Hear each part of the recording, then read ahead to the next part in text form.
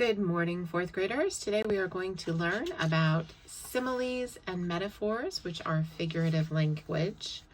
Our learning goal for the day, by the end of the lesson, you're going to be able to identify similes and metaphors and write similes and metaphors.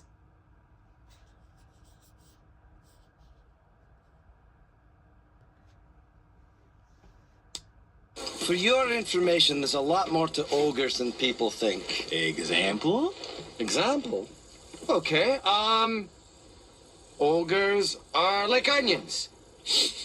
They stink? Yes. No. Oh, they make you cry? No. Oh, you leave them out in the sun, they get all brown, start sprouting little white hairs. No. Layers. Onions have layers. Ogres have layers. Onions have layers. You get it. We both have layers. Oh, you both have layers. Oh. You know, not everybody like onions. Okay, so Shrek could have said that ogres are really complicated and on the outside we seem really tough and crabby, but we also have a softer side and really we just want to be loved.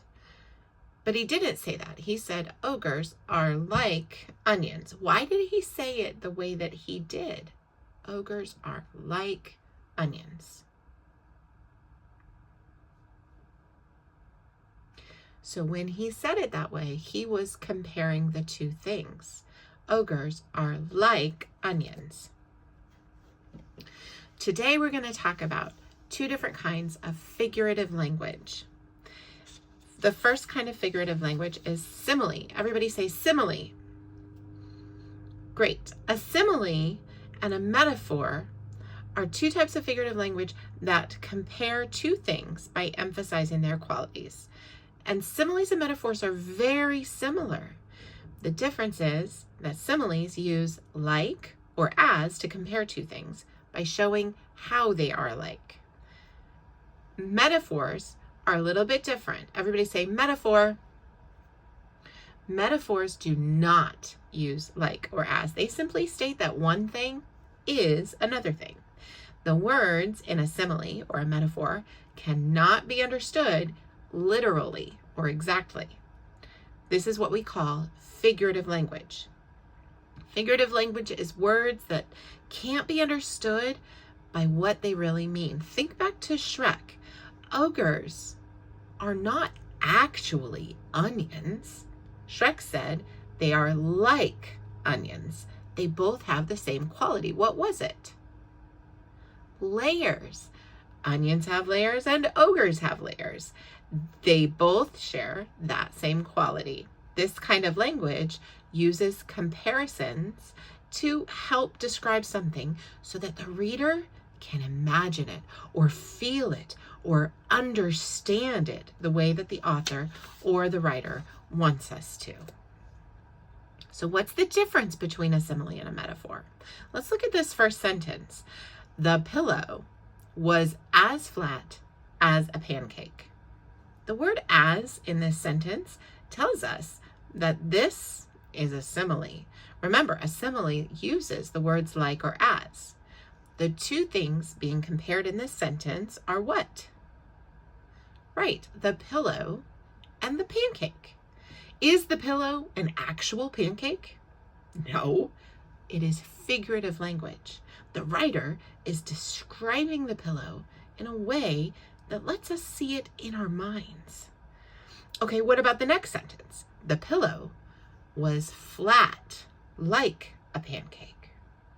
We can see that the word like here tells us this is also a simile, right? What quality was the person emphasizing about the pancake and the pillow? Yes, they are both flat. They both have flatness in common. What happens though if we remove the word as or like from the sentence and maybe say the pillow was a pancake? Does it still emphasize that the pillow is flat? Yes. This sentence is a metaphor. It doesn't have like, it doesn't have as. The pillow is a pancake. In this sentence, the one thing becomes the other thing. And our brain actually has to take an extra step without the author saying the word flat. Look at the first two sentences now again. The pillow was as flat as. The pillow was flat like. Here the author gives us some more help with these similes. Metaphors, like the one on the bottom, requires more work by the reader. It is still descriptive and emphasizing a shared quality, flatness, but we have to imagine the pancake. It's flat. So if the pillow is a pancake, it must be pretty flat. We use similes and metaphors like this every day without even thinking about it. And sometimes teachers might tell you, oh, you are busy as bees when you are working. Are you actually bees? No. But what do you have in common with the bees?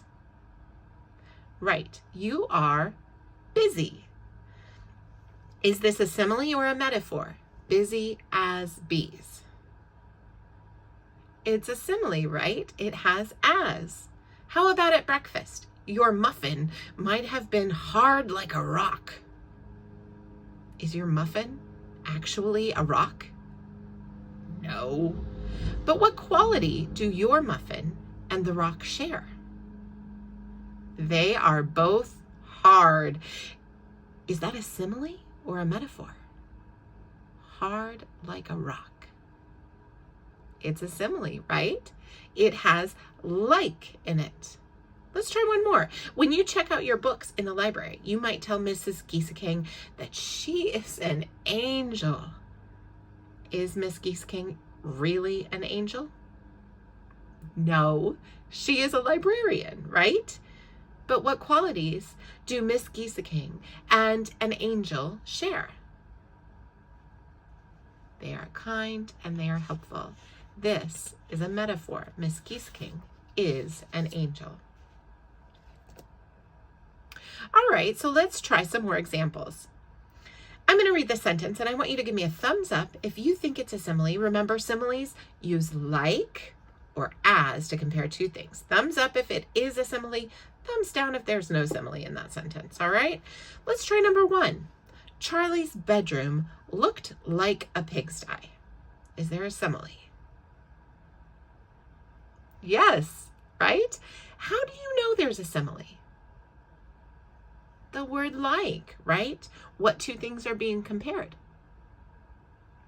Charlie's bedroom and a pigsty. Now, remember, they both share a quality. What quality is the same for Charlie's bedroom and the pigsty? They are messy. That's right. How about number two? The actors dressed as pirates for the play. Is there a simile here? No. This was a really tricky one, actually. Does everybody see as in the sentence here? The actors dressed as pirates for the play. This as is not being used like a simile. It's not being used to compare two things. It is actually just telling us what. We know the pirates dressed for the play as what? They dressed as pirates. It's not a simile. They're not comparing anything. So it's important for you to remember, think about whether two things are being compared in the sentence. Just because you see like or as does not necessarily mean that it is a simile. Let's try number three. Mom's famous chocolate cake was as light as air. What two things are being compared here? The chocolate cake and the air. Yes. Is it a simile? Yes, it was as light as air. As means there is a simile. What about number four? With fur as black as night, Silhouette slunk through the dining room. Is there a simile in that sentence? Yes. Yes. What is the simile here? As black as night. Right.